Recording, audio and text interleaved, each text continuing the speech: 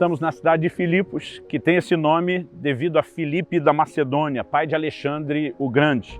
Ele conquistou a cidade dos Trácios no século IV a.C.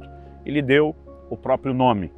A cidade estava estrategicamente localizada na Via Ignácia, que corria na direção leste-oeste entre Roma e Ásia e serviu como ponto de partida para depois, quando Alexandre o Grande começa a sua campanha para conquistar o mundo.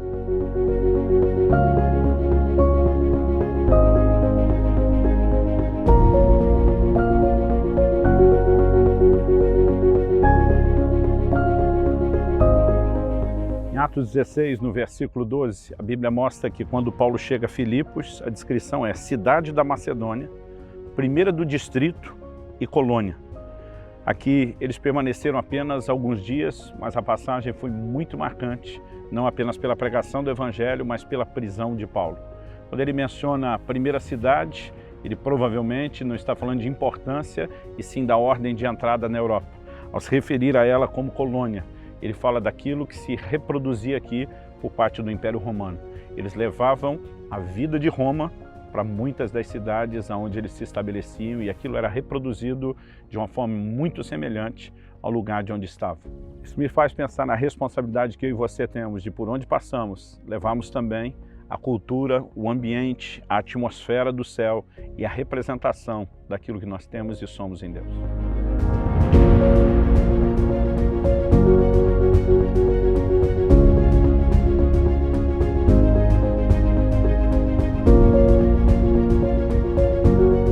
Aqui nós temos um teatro grego que remonta ao século IV a.C., que depois os romanos transformaram em arena. Por esse buraco aqui que nós temos, as feras entravam por um túnel, elas vinham aqui por debaixo da gente e saíam exatamente aqui pelo meio. Eles lutavam não apenas com pessoas, mas com as feras.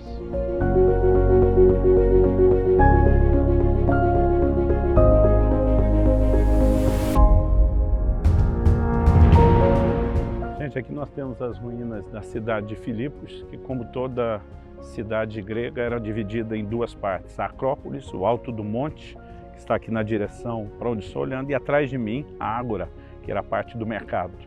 Depois o Império Romano deu uma remodelada e deu a cara deles aqui, estabelecendo o Fórum Romano nesse lugar. Com certeza Paulo andou. E aqui pertinho de nós está o que desde o período bizantino é considerado a prisão onde ele esteve quando passou por Filipos.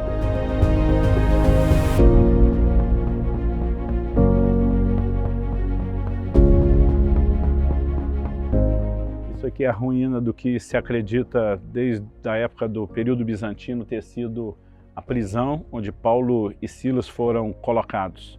Talvez o reaproveitamento de uma cisterna, mas foi aqui que eles oraram a Deus e houve um grande terremoto. Aliás, acredita-se que a baixa preservação aqui se deve à quantidade e intensidade dos terremotos que sempre tocaram a região. Gente, esse aqui era o mercado, a chamada Ágora pelos gregos, ou Fórum pelos romanos, da cidade de Filipos, o provável lugar onde Paulo expulsa o espírito maligno daquela moça que adivinhava, o lugar onde o apóstolo Paulo também teria sido acusado e logo depois preso. A prisão que mostramos está muito perto daqui. A divisão entre a Ágora, aqui o mercado, ou Fórum Romano, e a prisão é apenas a Via Ignácia, que está no meio entre os dois. Gente, isso aqui, junto à praça, é o espaço onde haviam muitas lojas, os pontos comerciais ou shopping center da época.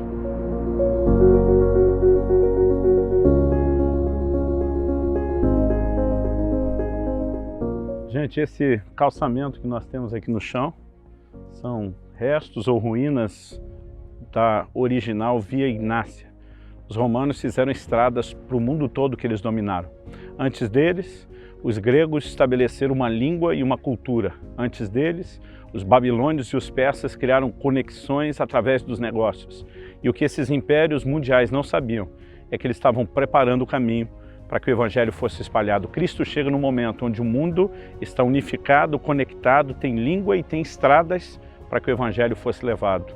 Tudo providencialmente preparado por Deus, para que a notícia do Evangelho não ficasse escondida, fosse espalhado. Portanto, vamos cumprir a nossa responsabilidade. Vamos seguir espalhando a boa nova do Evangelho.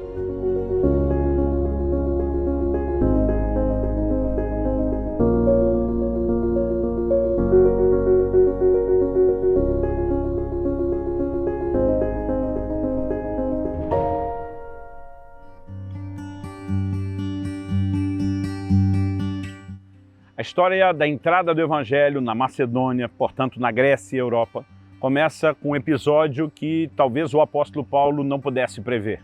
Ele, depois de expulsar um espírito maligno de uma moça que adivinhava, ele acaba indo para a prisão. É no contexto da prisão que eles ainda proclamam o Evangelho, mas esse episódio trouxe impacto, foi algo marcante, tanto para Paulo como para aqueles que creram no Evangelho.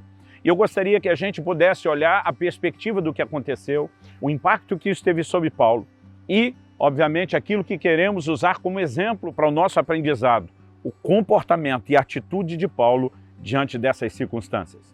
Então, vamos levar em conta o seguinte, em Atos, no capítulo 16, no versículo 40, nós lemos, tendo se retirado do cárcere, dirigiram-se para a casa de Lídia, onde estavam antes hospedados, e vendo os irmãos, os confortaram e então partiram.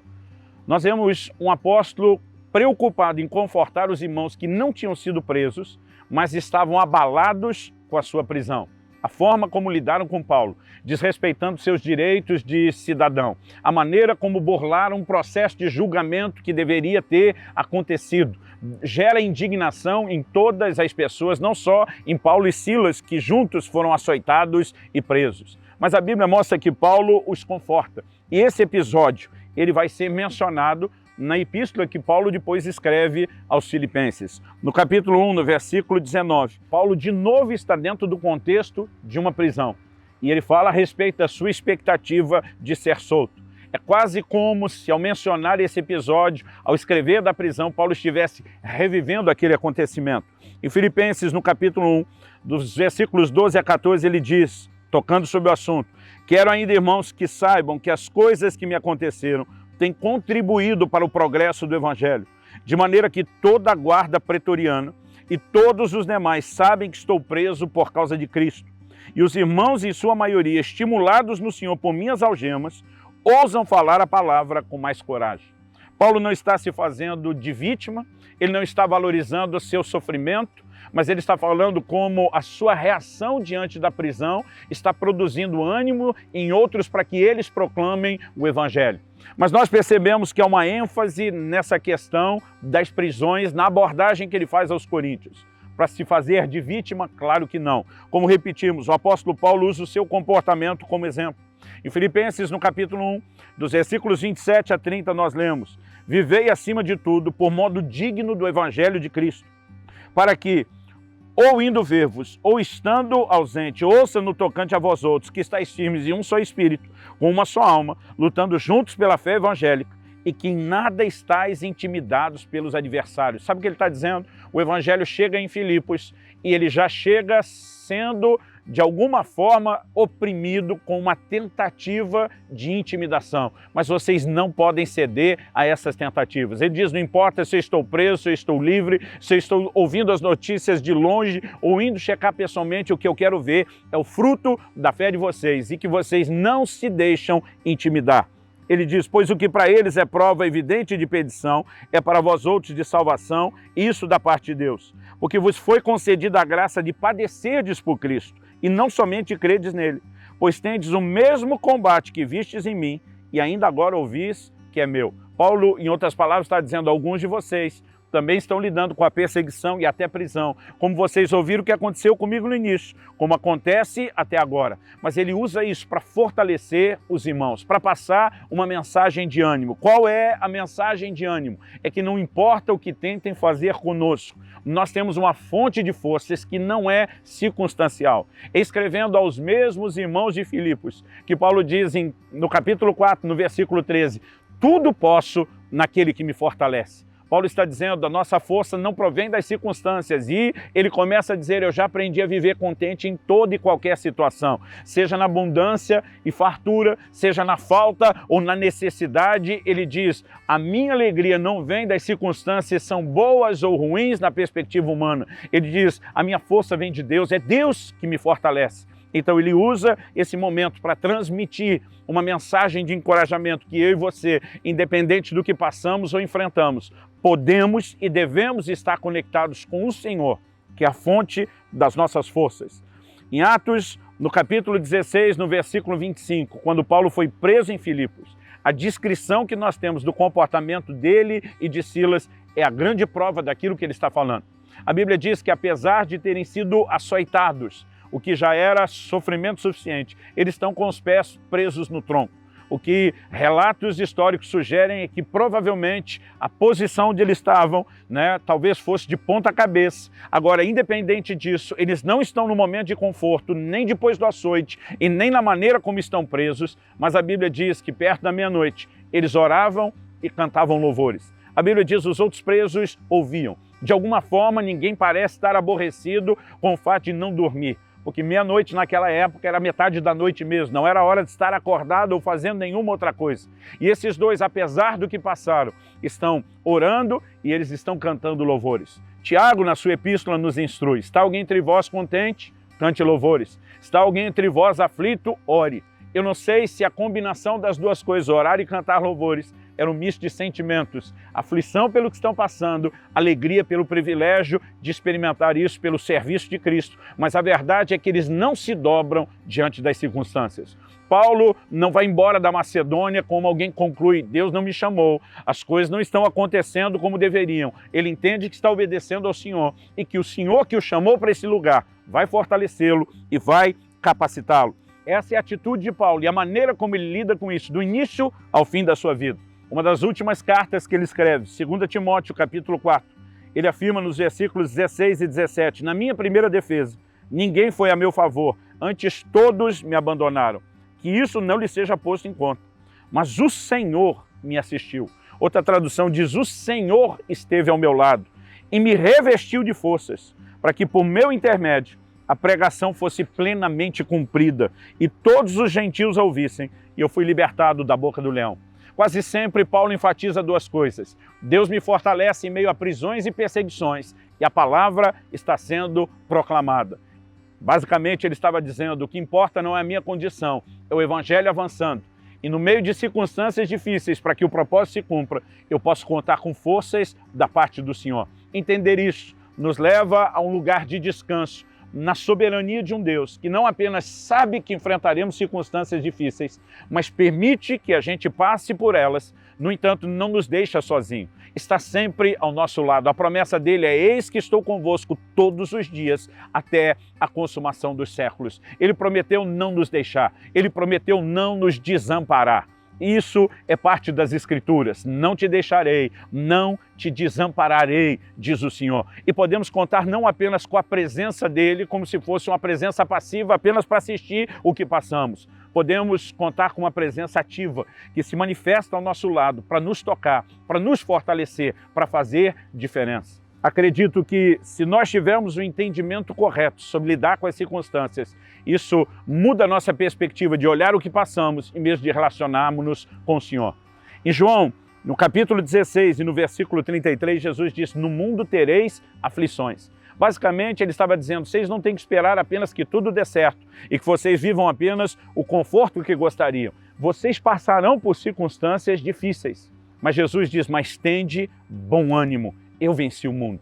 O que eu e você precisamos entender que mais do que nos preocupar se as circunstâncias serão ou não boas, é preocupar-se com qual estado de ânimo nós vamos lidar com elas. E a razão para estar animado não é por causa da circunstância em si, mas é a despeito dela, por causa daquele que cuida de nós, por causa daquele que um dia venceu tudo o que passou e se posiciona ao nosso lado para que nós também possamos vencer. Jesus diz: tem de bom ânimo, eu venci o mundo.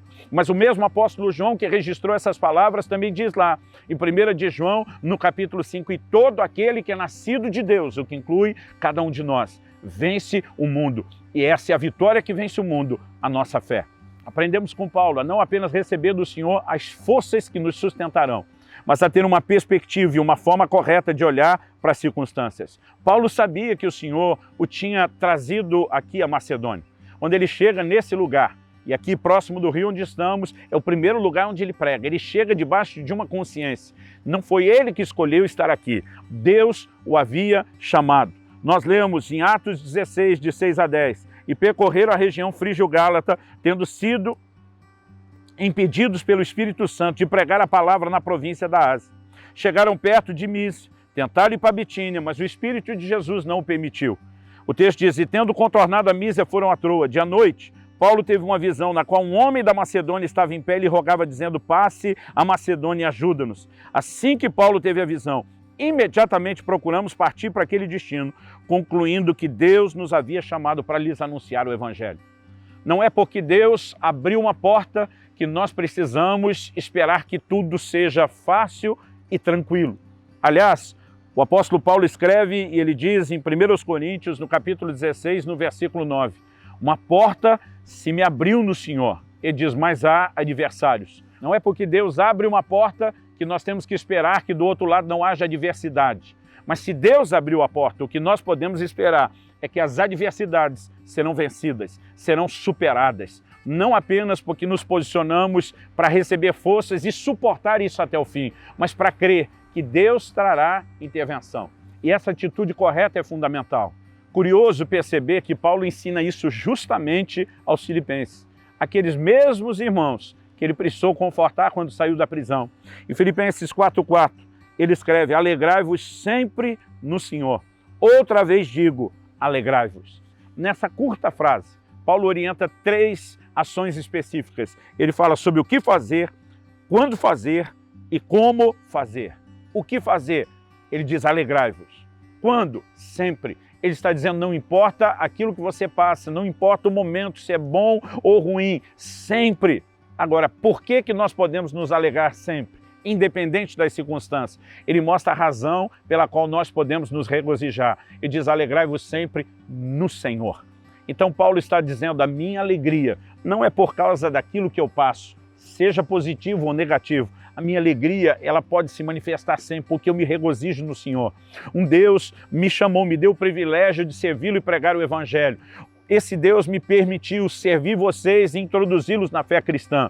Esse Deus me deu a honra de até mesmo padecer proclamando o Evangelho, mas não me abandonou. Tem estado ao meu lado, tem me guardado. Um dia eu terei uma grande recompensa por tudo isso. Em outras palavras, Paulo está dizendo, não há nenhuma outra coisa aonde eu deva direcionar o meu ânimo, o que inclui o estado de alegria que ele está falando, a não ser no Senhor.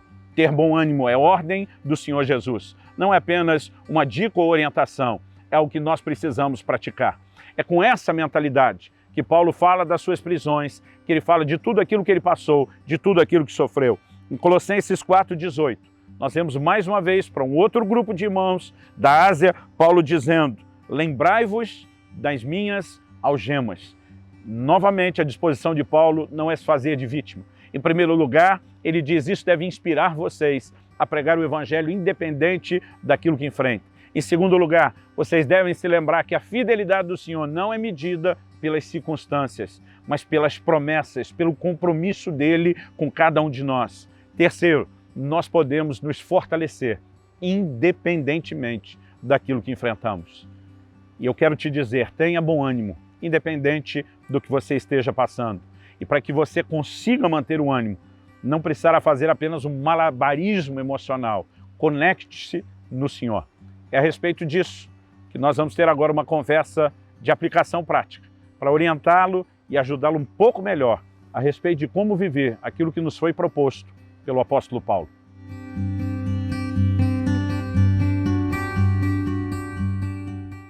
Nós vimos o apóstolo Paulo falando de prisões, falando de dificuldades que ele passou por causa do Evangelho, mas ao mesmo tempo de como Deus o fortaleceu. Algo que nós precisamos levar em conta é que coisas ruins também acontecem com pessoas boas.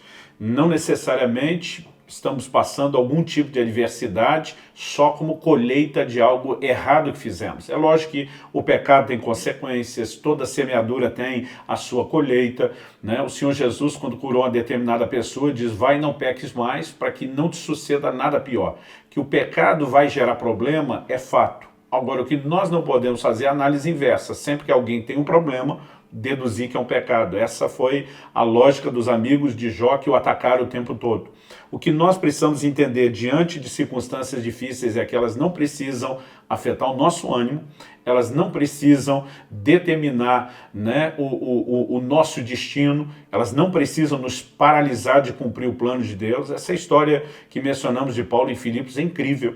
Ele está lá para cumprir a vontade de Deus, para pregar o evangelho, ele enfrenta dificuldades, ele não se deixa abater, ele se permite ser fortalecido por Deus e o final, como sempre, surpreendente, né? O evangelho alcançando pessoas, o reino de Deus sendo estabelecido e depois as próprias vitórias que Paulo teve diante de tudo aquilo que passou, começa agora a inspirar os outros. Aliás, Paulo diz em 2 Coríntios 1,4 que com a consolação que nós somos consolados, nós consolamos os outros. Então precisamos entender que cada vez que vencemos, não é apenas uma questão da nossa sobrevivência, mas nós passamos então a ser ferramentas úteis nas mãos de Deus para transbordar consolo na vida de outras pessoas. Então queria ouvir aí vocês, né, dentro dessa perspectiva do que é se deixar ser fortalecido por Deus. Porque não consigo acreditar, né, que louvar a Deus na prisão, depois de ter sido açoitado, de não ter sido medicado, seja simplesmente uma questão de piloto automático. É atitude, é escolha, né? Talvez a vontade não seja espontânea de fazer isso, mas é decisão. Eu acho muito interessante que essa questão de nós podemos consolar as pessoas com aquilo que nós recebemos de consolo da parte de Deus.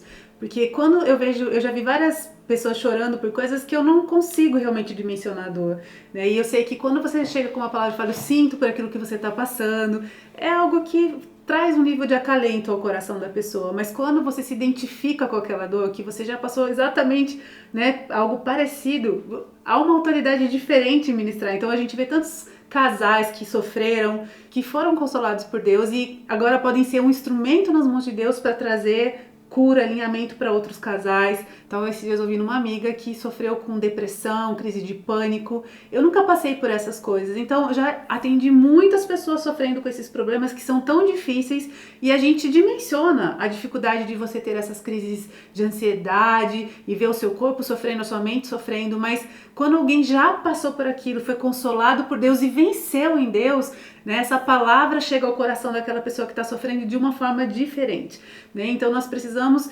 né, ter ânimo também de saber que muitas vezes a gente fala, por que eu estou passando por isso? Por que isso está acontecendo? Nós não vamos ter todas as respostas, mas certamente você vai ser um instrumento muito precioso nas mãos de Deus para ajudar outras pessoas que também vão sofrer. Afinal de contas, nem tudo é só espiritual. A gente passa por ciclos na vida, por exemplo, a perda de entes queridos, isso é um ciclo natural, sabe? As pessoas não vão ficar aqui para sempre.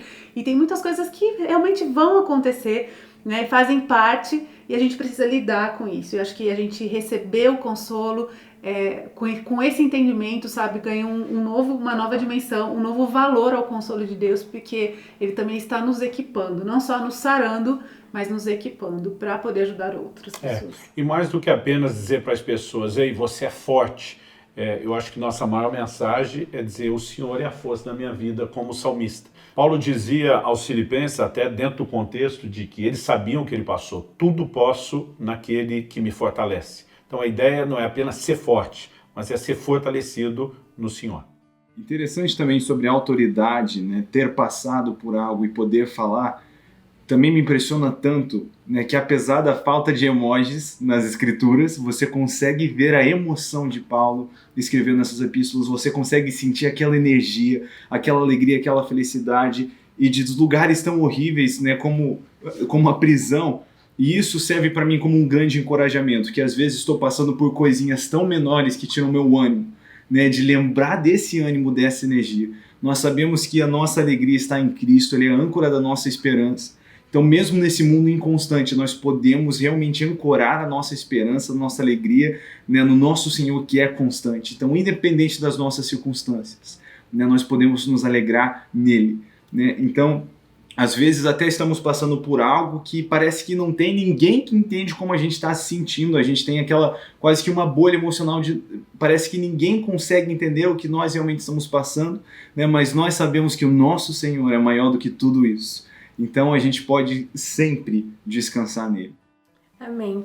Eu acredito que uma nova dose de ânimo também vem para a nossa vida quando a gente lembra que a alegria do Senhor é a nossa força. Quando a gente lembra que existe um posicionamento, existe uma forma de conduta que alegra o Senhor e uma forma que não alegra também, isso me motiva para querer viver da forma que vai agradar a Deus.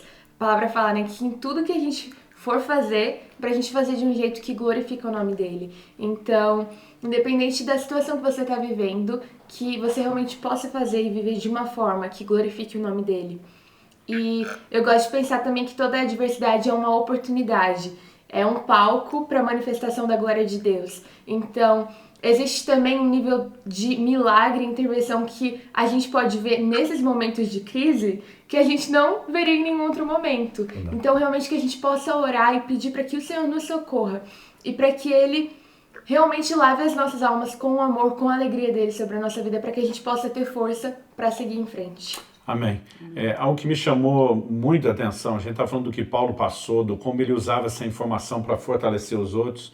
Eu me lembro a primeira vez, há muito tempo atrás, que eu tive o privilégio de, conhecendo Roma, visitar a prisão de Paulo e Pedro.